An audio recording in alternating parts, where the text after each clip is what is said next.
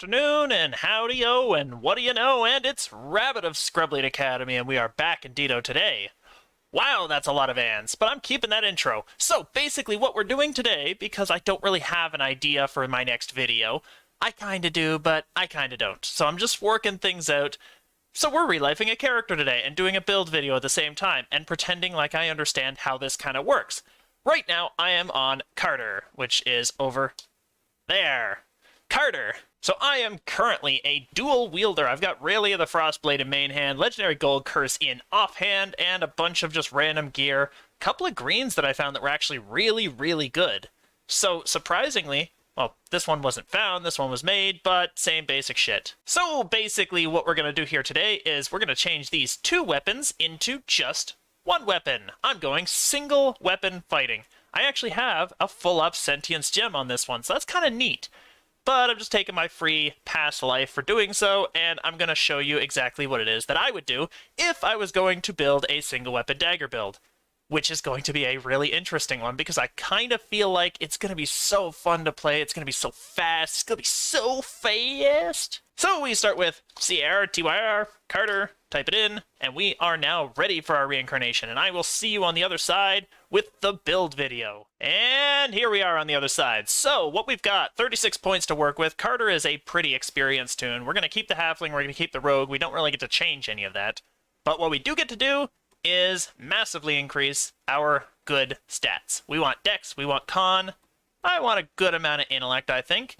And I don't really think I care about any of the rest of it. So the whole point here, the intention of this entire thing is I want reflex saves. I've always liked dex for that. Dex is always way more fun than intellect for that. Technically, you can go ahead and do an intellect build, but also dexterity helps with the armor class, helps with the dodge cap, helps with, well, the basic build of the assassin. It's just so much easier. It's so much more efficient. It does everything for you. We're a halfling. We can get 20 dex. There is a lot of good, just pumping decks full of points, which sounds dirty, and it is. But we're going to dump strength. I mean, it's a scary number to put strength at, but I think now that gemming is so much easier, augmenting, I call it gemming because I'm an idiot, now that getting these extra miscellaneous stats is so much easier, we don't need to put anything in them at all. We're going to spec out super easy 3 different stats, and that's it. All right, 44 points. Well, we got tons of balance. You know what? Let's throw some in there. We'll come back to the speech skill. We want some disable. Definitely want some haggle, hide, jump. Do I want jump? We'll hold on that to it, and maybe listen, but I'm not really super big on that one either. Move silently always. Open lock always. We'll go search. We'll go spot. And I like putting 1 point in tumble. I kind of just like jumping around a little bit. UMD, so here's where we get a little interesting. We could take heal. The problem is I'm probably not going to do it because I want epic defensive fighting. So what I might do is I'm going to choose my speech skill here, and I really like bluff, and I feel like it's probably a stronger speech skill in the current endgame. So we're going to take bluff. So that means we have 3 points. So we can come back to jump if we really, really want to. I kind of like that idea, honestly. Just being able to get to that 40 cap without scrolls or potions or your friendly neighborhood ranger. I think jump. I think jump all the way. We could take listen, but who cares, really? Intimidate's never useful. Not for a rogue. Diplomacy, weaker of the two, I think. And repair and swim. Repair and swim are... I like to have swim, it's kinda cool, but it's not necessary and it's very niche. Jump is going to be used every day. Alright, here's where we get to choose our fun little feat. Single weapon fighting. So this one, the reason I want to do this, partly it's because I kind of feel like 2 weapon fighting is just not quick enough for what I want Cartyr to do. It's a personal thing, it's my identity for this character. I want to attack very fast, and 2 weapon, I mean, it's cool, but it's just not what I want. Cartyr's going to have a little bit of differentiation compared to what he usually does. And here we are. There's our final breakdown, so to speak. We can go all the way down there, but that's just skills. This is just the feats we got. Whatever, who cares? So, let's make him look like a Cartyr. Wow, that is terrible. Some of these halfling hairs are really... Oh my goodness.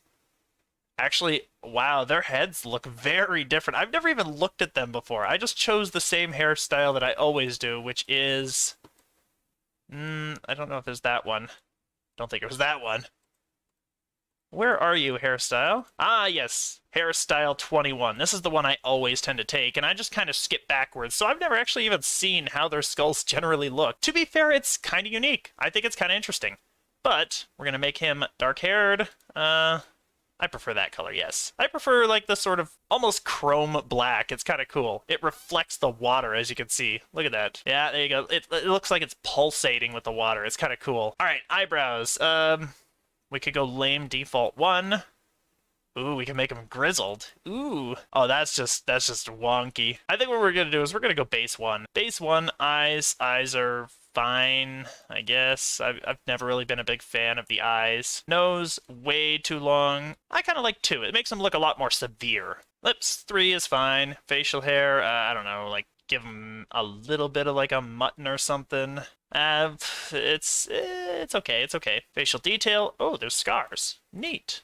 Ooh, we could give him goggles. There we go, he'll kind of look like me at that point. Just a complete 4 eyes. I like it. I really like it. All right, and he's fine just being a good old-fashioned whitey, I guess. Yeah, I think that works. I think that works. I think we're good, and we're gonna go ahead and create him. Whoa, the situation with the bars. This always tends to happen. So here's what we're gonna do. /UE layout load Cartyr. This should fix it all.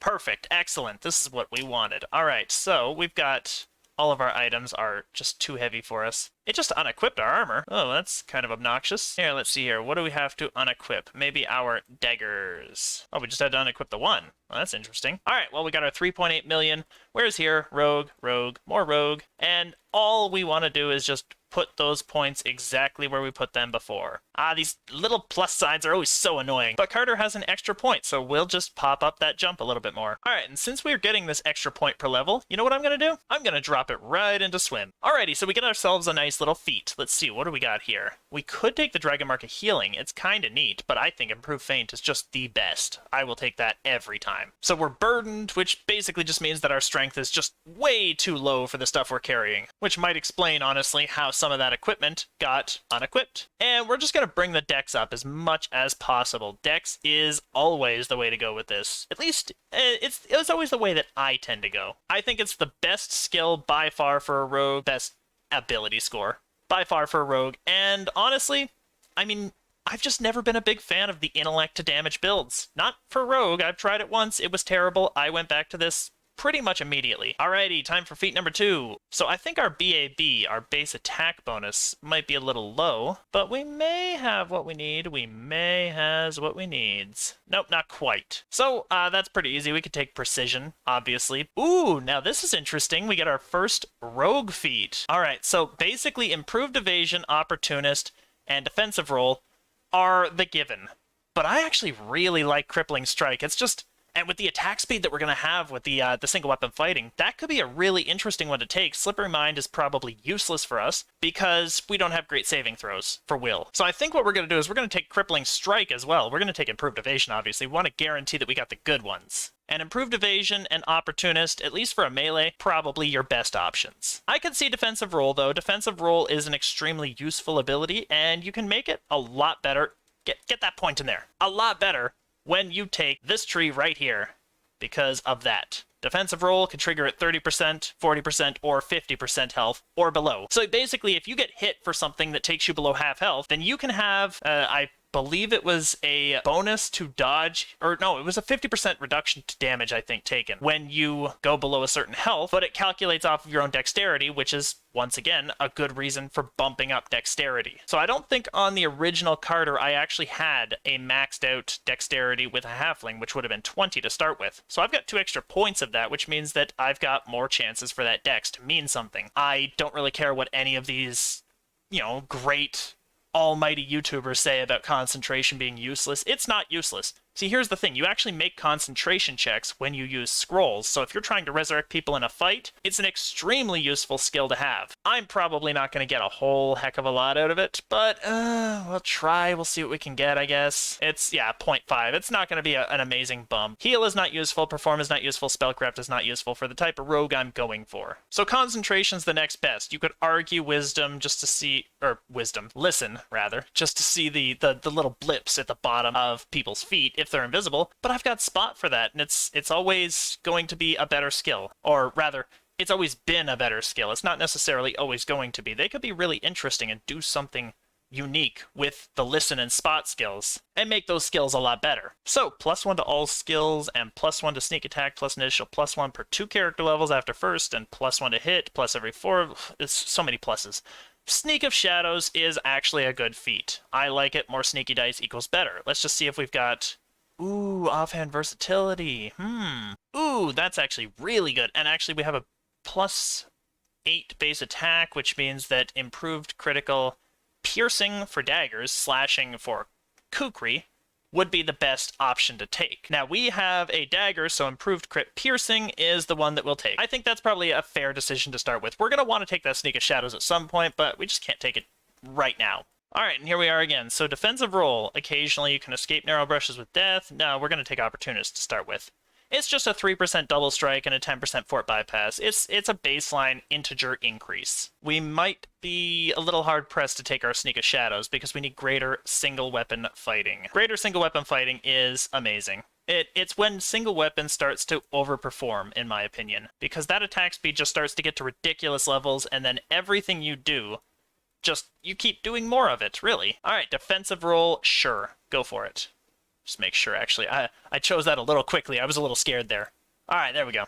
Get rid of that. Alright, and here we are. I think our final feat, isn't it? Yes, this is our final major feat, and I think offhand versatility. And now we have 2 more levels, one of which is going to be our free rogue feat, and the other one is going to be level 20. And once again, I think crippling strike is just a perfect feat to take for this build, so let's go for it. And then we are at the final one, dexterity. Excellent. No, we can't. Miscalculation. Alright, so concentrate's going to be at a +7 out of a total of +10, or actually it's +11 it would have been. So we'll just throw another in tumble because that's the only one I think we can get, right? Yeah, the rest of them aren't that great. Nah, you know what? Actually, I'm thinking about it, and tumble, no thanks. We don't really get any bonuses from that. But if we dropped 1 in diplomacy, we would just be a little bit better at some of the low diplomacy checks, I think. It's not gonna hurt anything. Let's try it. Let's try it. And we are leveled. That is it. Let's go ahead and open the pathway, get out of here, and here we are. So I think what I'm gonna do really quickly is just go over kind of what I expect from this build, and then do a bit of a play test. So I'm gonna go ahead and just set something up here, and I'll see you on the other side. So we're back with Cartyr, and I decided I wasn't gonna cheat. All of these items are valid items for my level bracket. I know that a bunch of the items I had, I could have probably still used, but that kind of counted as an exploit, I guess, and if I'm going to see how this build really pairs out compared to my previous dual-wielder, I kind of want to see how it works right now in level 20 bracket. So, you know what? We're going to go and do a fun little 20 quest. And now that we have the Spinner's Prison, it just gave it to us, I figure I'm going to go ahead, head up there, and start up that first one. I have no healing capability, so that's very, very scary. So what I might need to do is go ahead and grab myself a hireling. So I'll see you on the other side once again. So anyway, it's raining now. There's a thunderstorm going on. Ooh. And we might as well head into this nice little dungeon. So I'll see you inside. All right, just summoning up Wyo, getting ready to go in. Let's go for it. Alrighty, just about ready to head in. So let's go ahead. Do-do-do. Oh no, this stupid thing. Do-do-do-do-do. There we go. Let's head on in. We'll go into sneaky mode.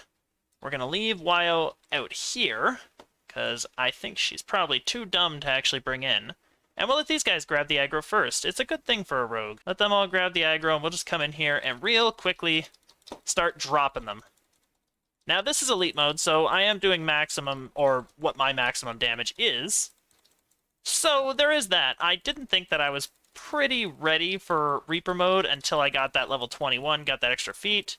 And I'm not even using my burst yet. So why don't we go ahead and just try that out. Gonna let Wyo go up there first, and oh, she triggered a crown. Of course she did. Wyo's just such a tool. And she didn't even try to heal herself. What an idiot. I lost 20% HP. Wyo is just useless. Get out of here. Alright, so we'll try it ourselves. So we're going to want to stay in stealth mode because otherwise things can get really scary. They're coming in, coming in, coming in. Boop. Got one of them. Got two of them. And that's the way to do it. Not turning around and facing your back to the enemy, but the other way of doing things. Let's go ahead and pop that on, because I think we're about ready to die here. There we go. Much better. So the damage is there, it's just that the survive is not, and that's the real problem. And that's why we wanted to bring Wyo, and that's why it's so disappointing that Wyo was so goddamn useless. Maybe we can still do this dungeon without it. And, ooh, this is scary. Yeah, let's do this. We'll kill that guy. We'll speed through these guys if we possibly can, but I think we're going down here. I think we're going down. Yeah, we're going down. It was a nice run. Rogue just doesn't have the survive that it needs. And the sneaky dice, we're just not playing out very well right now. Well, howdy-o, Carter from the future. It turns out that I actually recorded this without audio, so you get to listen to me just outro this whole thing while you watch Carter solve this little puzzle in record time. So basically, I ended up actually joining a group. The group actually helped out a lot, and they managed to basically carry me through. So it kind of has the same weakness as all my other rogues. Really, I'm just not a great solo toon. Which is fine, because I expected that I wasn't going to be a great solo toon, so technically the build still does what I wanted it to do. It kind of needs that other person around. That being said, I'm very pleased with how it turned out. Despite the fact that all you really get to see is a gigantic loss, where I don't even get to the first boss room, it was a pretty decent build overall, and I'm still pleased with it. I'm still going to continue with it. Maybe I'll show a video in the future where I actually succeed at something. Until next time, though, if you enjoyed this video, make sure you support your local academy in the comment section down below, and like and share this video across all platforms wherever you can. If you didn't, then still pulverize that like button and leave a comment. It helps with the YouTube algorithm. As always, thank you so much for watching and have a great day.